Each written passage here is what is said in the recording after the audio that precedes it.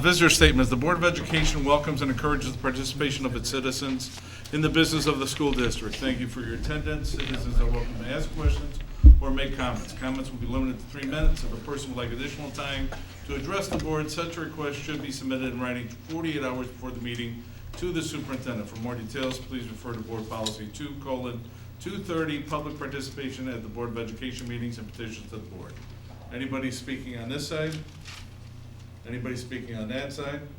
Please step up, state your name. Yeah, my name is Guy Adami. I live at 8513 Rockefeller.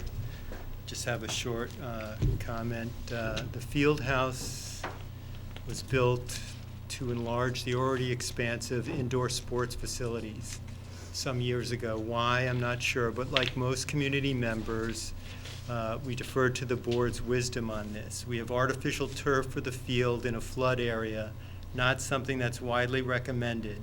We were told the artificial turf would save money, but as artificial turf companies advertise themselves, artificial turf costs more than real grass, including maintenance. The only advantage to artificial turf is that it can be used continually. Again, the community overall deferred to the board's decision on using it. Now the board wants to take away green space and remove the tennis courts and replace them with a parking lot. You keep telling us you also represent the people in the district who want parking lots.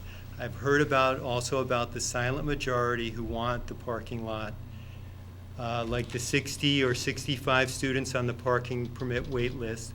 Well, what about the 63 students who signed a petition against moving the tennis courts? I agree the silent majority for the parking lot is silent. I'm not sure you've convinced anyone they're a majority. Okay. Anybody else want to speak? Please step up. Do I have to say my name again? Sure. Okay.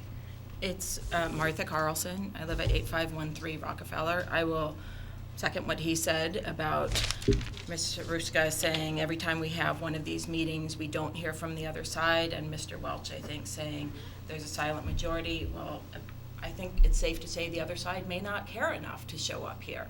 I mean, obviously we care.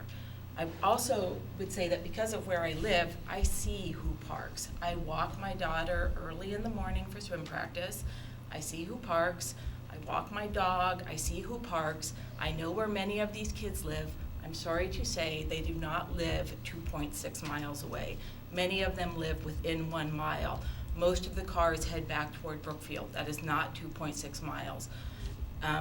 Maybe one thing to think about is, besides all the great stuff that Dr. Skinkis is doing with the Cook County Forest Preserve and that, but maybe one thing to think about is restricting parking to seniors, restricting it only to those who can prove that they have a legitimate need, restricting it only to those who can prove that they will carpool. I know on the form you ask those questions, but I have been here and I see one person in a car routinely leaving and coming. They live in the middle of Riverside. They live, 10 blocks west in Brookfield. I'm not saying they are all like that, but if there are 85 students who live far from the school, then you have enough parking to accommodate those as you have it now. And I think we need to acknowledge what Dr. Skinkis said originally, that this parking is being driven by out of district visitor need, not by student parking. You have ways to eliminate that waiting list while not building more parking. Thank you. All right. Okay, seeing any more visitors?